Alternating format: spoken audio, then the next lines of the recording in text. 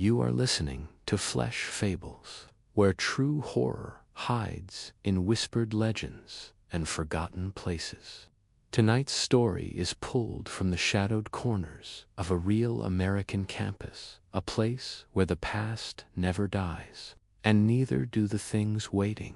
In the dark, this is the bells of Ohio State University's haunted tower, no longer marking the hour, but counting down the seconds.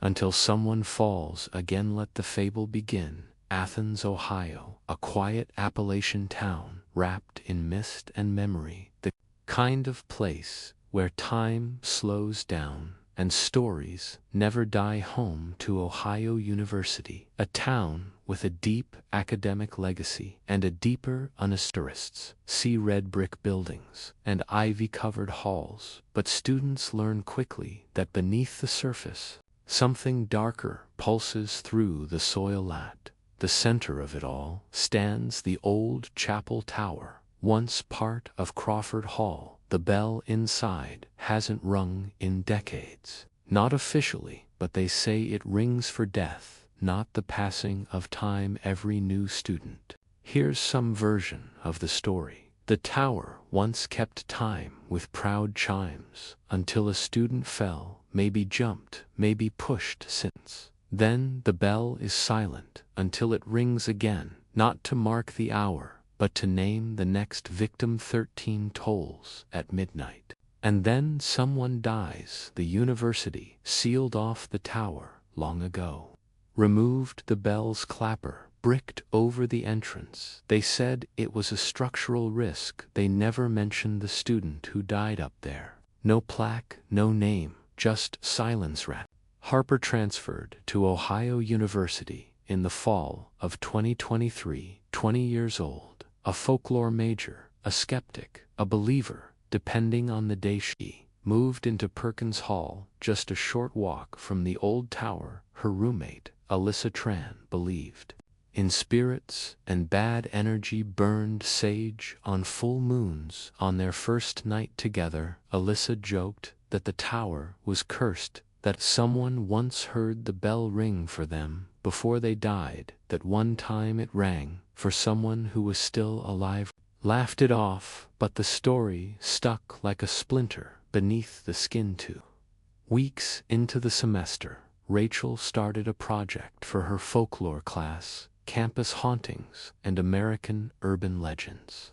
Naturally, the tower called to her. She searched local archives. Pages were missing, newspaper records, skipped dates. Old forum posts had been wiped. Her professor suggested reaching out to retired faculty. One name came up again and again: Dr. Alan Whitmore, former history department, known for his obsession with unsolved university mysteries. She found him living in a small house off campus. He agreed to speak once. No recordings, no follow-ups. Dr. Whitmore looked worn thin by time and memory. He told her about Daniel Bryce, a freshman journalist in the late 90s. He had been asking questions about the tower, writing articles, until one night he was found dead at the base of the tower. They said he jumped, but Dr. Whitmore was there. He heard the bell ring 13 times at midnight, even though it had no clapper, even though no mechanism could make it move. He looked Rachel in the eyes and told her something was waiting in that tower, and it wanted company. Rachel couldn't let it go. She found an old student forum, archived hidden threads about lights in the tower, cold spots in the chapel, footsteps on the stairs when no one was there. Most of the posts ended the same way: don't go, don't listen, don't try to find out more. Than one night, Rachel heard it for herself after 2 in the morning. She was editing audio for her project when a low metallic tone echoed through her window. A bell, faint but real. It rang once, then again, 13 times in total. When it stopped, the silence was heavier than the sound. Alyssa woke, asked if it was a ringtone. Rachel shook her head. She already knew the bell had rung, and now it was her turn the next day. She told Alyssa she was going to the chapel. Alyssa begged her not to, said she felt something was wrong, offered to burn more sage, said she had to see it for herself. That night she packed a flashlight, a recorder, a notebook, and slipped out under a moonless sky. Chapel was still sealed, but the chain around the door had no locks. She pushed it open. Inside, the air was thick with dust and silence. Broken pews, a pulpit forgotten by Timon, the far corner, a spiral staircase. Climbed into the dark. She turned on her flashlight and stepped forward. The stairs groaned beneath her weight. Halfway up, the light flickered, then died. She slapped it. It came back, weak, sputtering, then a whisper, faint. Just behind her he fell. He was pushed. She's next. Rachel froze. The recorder still blinked red. Still recording. She reached the top, pushed open the trap door, and there it was. The bell cracked. Clapper, missing the room, open to the stars above, and standing at the edge, a boy soaked thin, pale. He looked like he had just climbed out of a river. Rachel stepped closer. The boy turned. His eyes were empty, his lips blue, and then he smiled. The boy stood at the edge of the tower, smiling. His soaked clothes did not move with the wind. His feet did not seem to touch the floor. Rachel's breath caught her mind, screamed to run, but her body would not move. She raised her flashlight, pointed it toward him. The beam passed through his chest like mist. Their heart pounded. The boy took one step forward. Slow. The stone beneath him made no sound. Then another, then another. Rachel staggered back. The room was too small, nowhere to run. In her mind, she said his name, Daniel. He was still smiling, like he had waited a long time for someone, anyone, to come behind her. The bell let out a long, deep groan. It should have been impossible. No clapper, no wind, no movement, but the sound was real. It echoed down the tower like a warning. Rachel dropped her flashlight. It clattered across the floor, rolled to the edge. The boy's smile faded. His lips moved, but no sound came out. Then he turned. He didn't walk. He drifted backwards through the wall behind the bell. Rachel stood in the dark, shaking. The air felt charged, like the moment before lightning strikes. She picked up her flashlight, turned toward the trapdoor, climbed down as fast as she could. Whispers followed her down the stairs. When she burst through the chapel doors, the air outside felt thin, unreal, like the world had shifted. She didn't sleep that night. She played the audio from her recorder. It was corrupted. White noise, pops, faint static, but beneath it, something was there. Ray's voice, not hers, not Alyssa's. A whisper stretched across the tape, over and over. Come up, come up, come up, come up. Rachel skipped class the next day. Alyssa asked, "What happened?" Rachel said she was tired. The truth felt like poison. She tried to forget, told herself it was exhaustion, a hallucination, a trick of the mind, but deep down she knew it was real. The bell had rung. She had seen Daniel, and now something was watching her. That night, the dreams began. The tower, over and over, always there, standing tall, like a finger pointing at the sky. The bell swinging on its own face. At the top, pale, dripping eyes, black and empty. She woke, gasping each time. The dreams grew worse. Blood on the steps, screams inside the stone, and always the sound. The bell 13 tolls. Then morning, she found dirt under her fingernails, gravel in her shoes, mud streaked across her floor. Alyssa hadn't noticed anything, but Rachel knew she had been sleepwalking. And worse, she had gone back to the tower in her sleep. Something was pulling her piece by piece. She went back to Dr. Whitmore's house. This time, he didn't answer the door. She waited outside 30 minutes, checked the window. The lights were on, but he was gone. 2 days later, the campus newsletter posted an obituary. Alan Whitmore, 78, passed away in his home. No cause, no details, no service. Rachel's skin went cold. She didn't know if it was a coincidence, or if the tower had reached out to him too.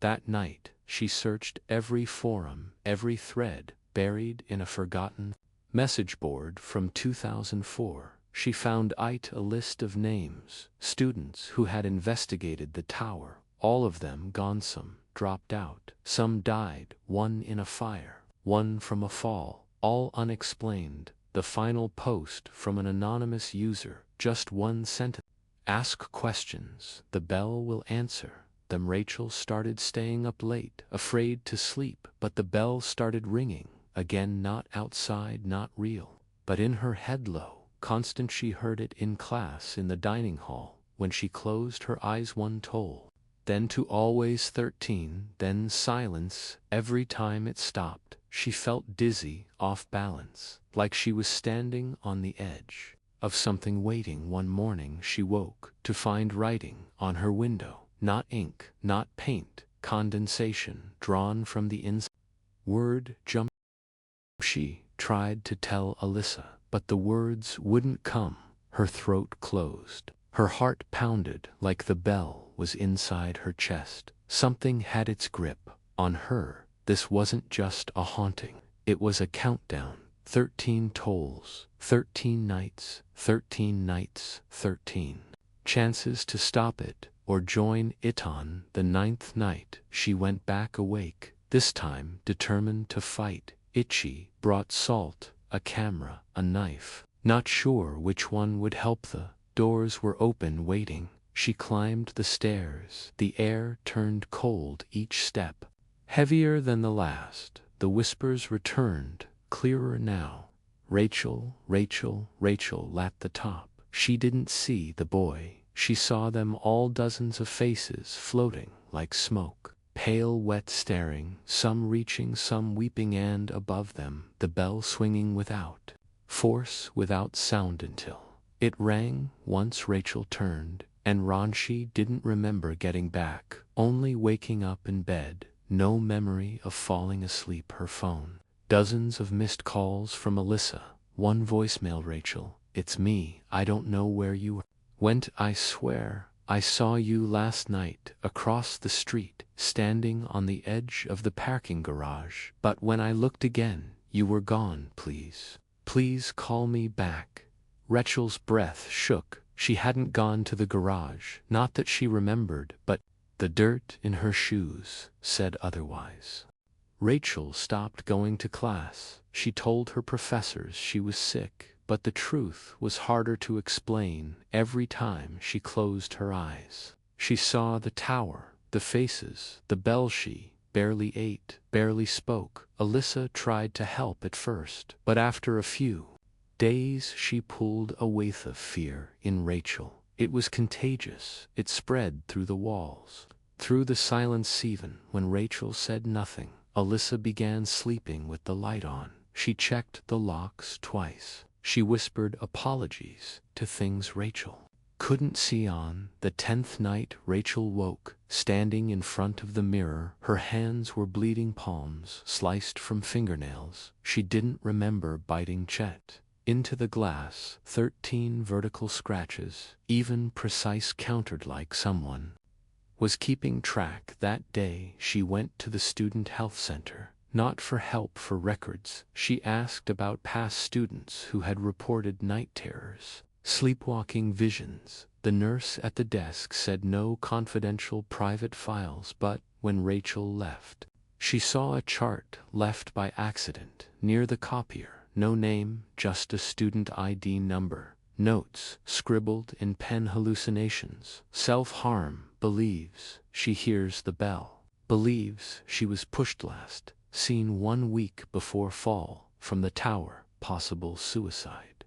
No witness. Rachel took a photo, her hands shaking. Again that student. She had heard the same things, seen the same things, and then she was gone. Another name, another toll. Rachel went back to her dorm, locked the door. Alyssa wasn't home for the first time. Rachel noticed the sounds around her weren't right. No wind, no footsteps in the hall, just her own breath, and something else is slow ticking, like a pulse deep under the floor, as if the earth itself had learned to mimic the Bellin the 11th.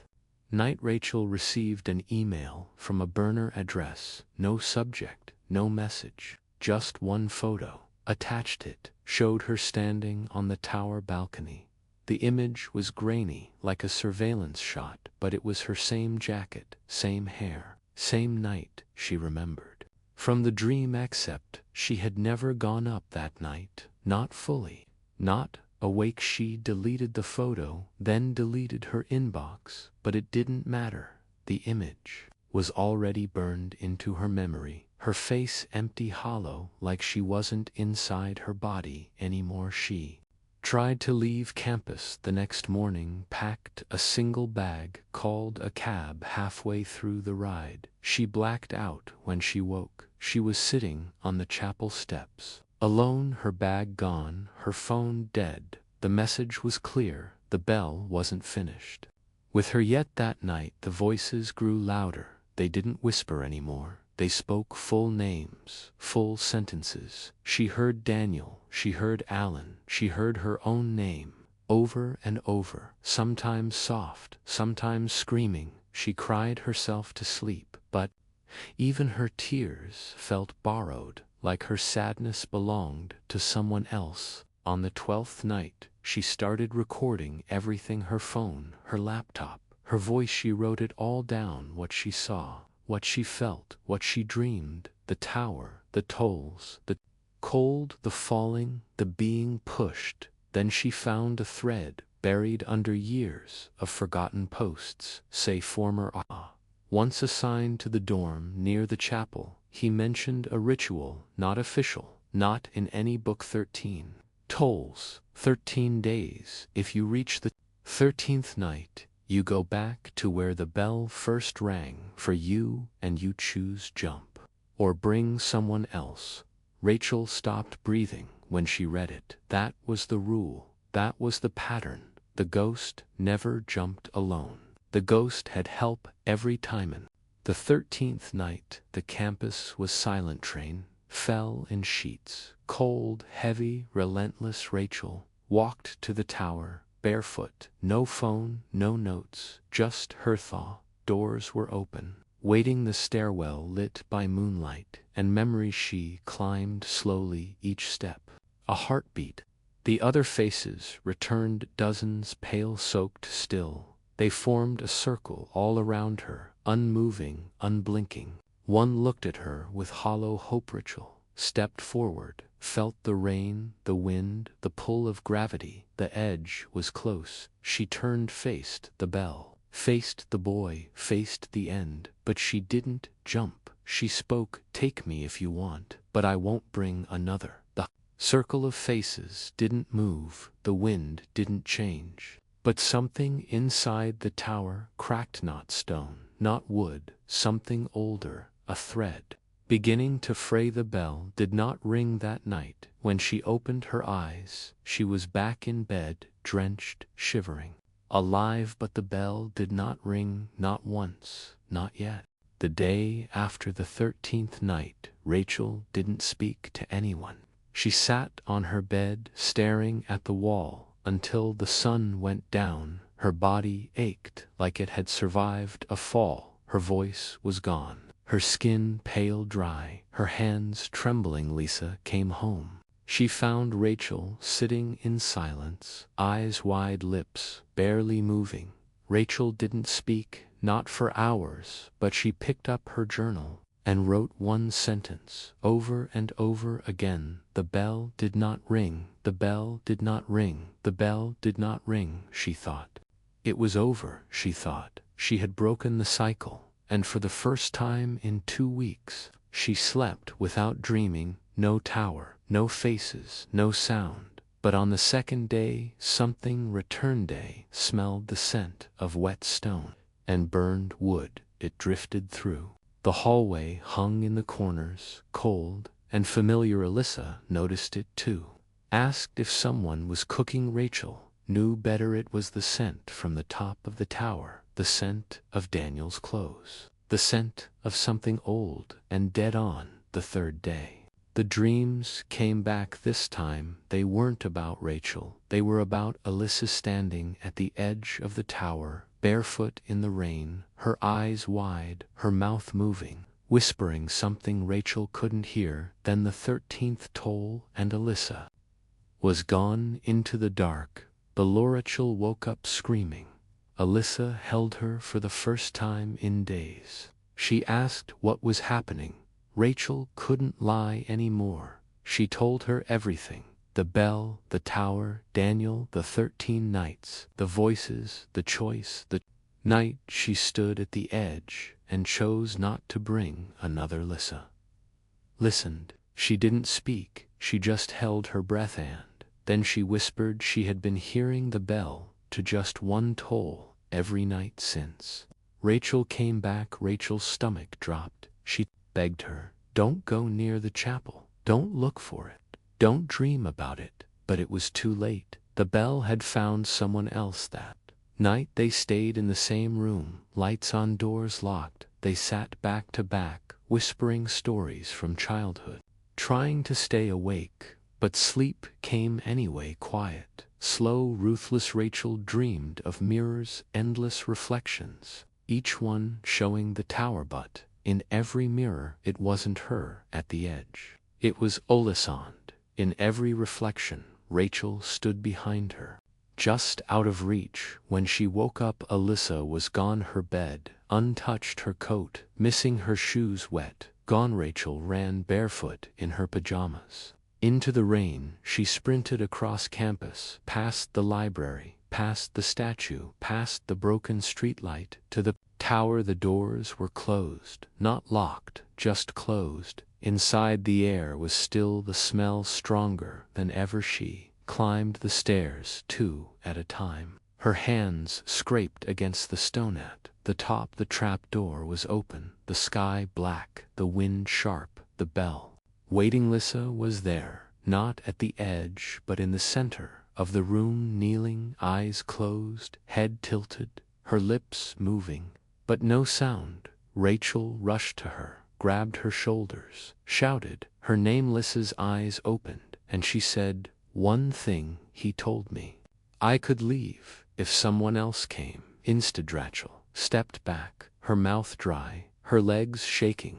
Alyssa stood, took a step forward, tears on her face, but her expression blank, empty, hollow. Rachel understood then. The cycle wasn't broken, it had passed through her and into Alyssa. The bell didn't want a body, it wanted belief, and now it had hers. The bell rang once, then twice, then 3 times. Rachel screamed, reached for her, but Alyssa backed away, toward the edge. The air vibrated with each toll. The faces returned, surrounding them, watching. Rachel dropped to her knees, begging, not with words, just grief. Raw and broken, she crawled forward, wrapped her arms around Alyssa's waist, held her, refused to let go. The bell rang again, the 8th toll, then the 9th. The wind howled through the tower. Pages from Rachel's journal lifted from her pockets, spiraled into the sky. The 10th toll. Then the 11th. Alyssa whispered, "I'm sorry." Rachel said, "No, not again, not another name." She looked at the bell. Her voice broke. "Stop. You already have me. Take me. Just let her go." The 12th toll, and then silence. No 13th toll, just rain, just wind, just 2 girls on the floor. Rachel holding Alyssa, unconscious but breathing. The bell had paused for the first time. It had listened. Alyssa woke in the hospital the next morning. She remembered nothing. Not the tower, not the bell, not the wind, not the toll. She remembered falling asleep in bed and waking up with an oxygen mask on her face. Rachel stayed by her side for hours. She didn't speak, her clothes still soaked from the rain, her fingers raw from gripping stone, but she didn't care. Alyssa was alive, and the bell had stopped. For now campus police said someone found them passed out in front of the chapel. They assumed alcohol, sleep deprivation, stress. No one questioned the sealed tower. No one checked the missing surveillance footage. No one asked why the ground around the chapel was soaked, even though the storm had ended hours before. Achel said nothing she knew. No one would believe her, and she didn't care anymore. That story wasn't for them. It was for the ones still hearing the bell. Rachel didn't go back to class. She spent the next 3 days in the library, digging deeper than she ever had before university. Records, newspaper archives, yearbooks, scanned letters, buried folders, forgotten notes. She read every mention of the bell, every name tied to the tower, every disappearance, every unexplained death. She noticed a pattern every 13 years, a cluster of incidents, always 3 students, one by fall, one by fire, one by drowning. Each case ruled suicide or accident, each one near the chapel. The first cluster, 1931, then 1944, then 57, 70, 83, 1996, 2010, and now 2023, the 13th year again. The bell didn't kill it, called it, didn't hunt. It waited, and when someone listened, it began again. She found Daniel Bryce's name in old newspaper scans. 2 articles under his byline, both about myths, campus legends. The third article, never published, only mentioned in an old faculty email dated 1997. Subject line, inappropriate student behavior. Investigation ongoing. File removed for mention of Daniel's family. No funeral, no obituary, no service, just silence. Rachel found one clue, one final thread, a scribbled note in a forum post from a former archivist. Daniel saw something in the basement of the tower, not a ghost, not a memory, something older, something buried. Rachel broke into the chapel one last time, not at night, not during a storm, but in daylight, when the sun was high and the air was clean. She brought salt candles, a hammer, and her recorder. She didn't climb the stairs this time.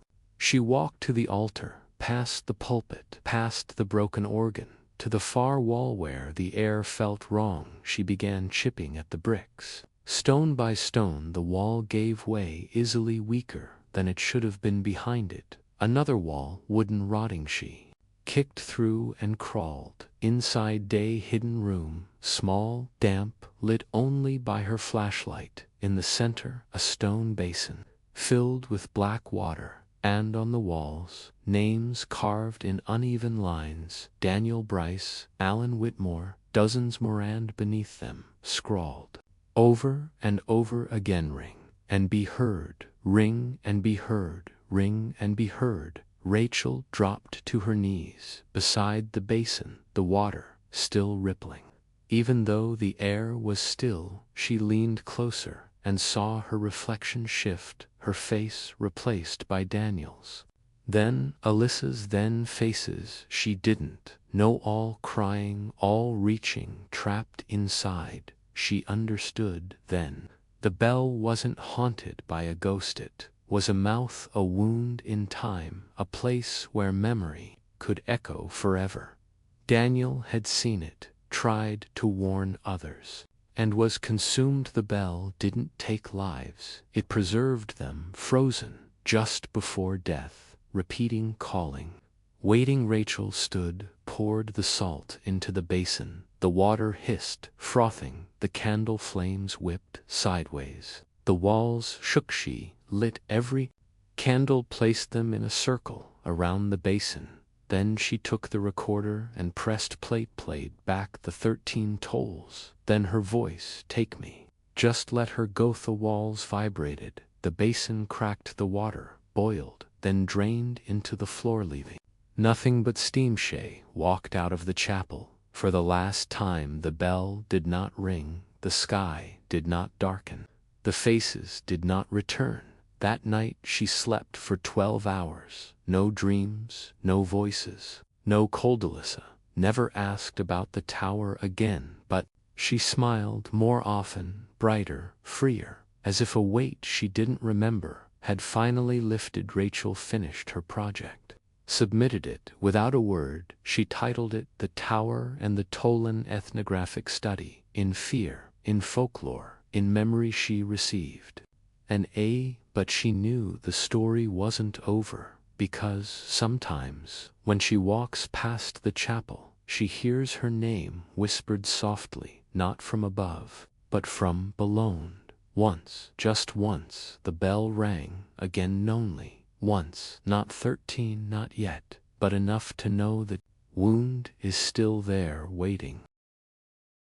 Fall semester 2027, Ohio University. A new wave of students arrives, wide-eyed, excited. Their voices echo through the halls. Their feet scuff the same bricks that have been walked for generations. The sun is warm, the leaves golden. No one feels afraid, not yet. Sophia Lane is a freshman journalism major from Dayton. She likes ghost stories, true crime podcasts, exploring places she shouldn't. Gets an assignment for her first-year writing seminar, local legends and oral history. Walks into the campus library on a rainy afternoon, asks the archivist, "Does the school have any real hauntings?" The man behind the desk shrugs, points to a digital folder labeled Campus Myths and Student Folklore. Most of the files are empty, but inside there's a subfolder titled Project Submissions, Old Class Papers, Left for Future Reference. She opens one labeled The Tower and the Toll. Author Rachel Harper. Date Fall 2023. It's over 15,000 words, and it reads like a personal account. She assumes it's fictional at first, but something about the way it's written feels too raw to lived in, too specific. The story of a bell that rings 13 times, a ghost who smiles before pushing the next to die. A hidden room behind the chapel wall. Sophia reads the whole thing in one sitting. The rain tapping the windows, her coffee growing cold, forgotten in her hand. When she finishes, she stares at the screen, her breath shallow. She looks up the location of the chapel. It's still there, sealed, quiet, tucked behind an old wing of the campus, used only for storage and faculty files. The bell tower still visible, still silent, still waiting. She decides to walk by just once, just to see. The building is older than it looked in the story.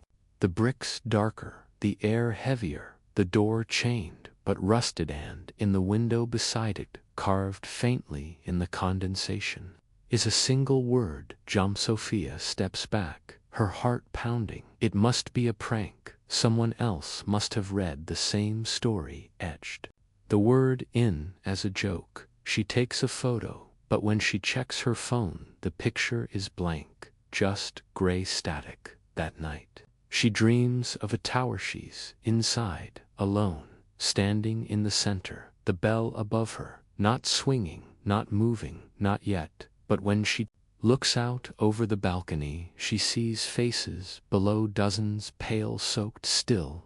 One of them is Rachel, and behind her, a voice whispers softly, "Ring and be heard." The bell. If you felt the pull, then you know it's not just a story. New halls, new names, new voices, but the toll always finds someone new. This has been Flesh Fables. Subscribe for more stories pulled from the edge of reality, true tales, twisted by time and fear that doesn't fade with daylight. Till next time, keep your eyes open and your back to the wall, because somewhere the next bell is already ringing.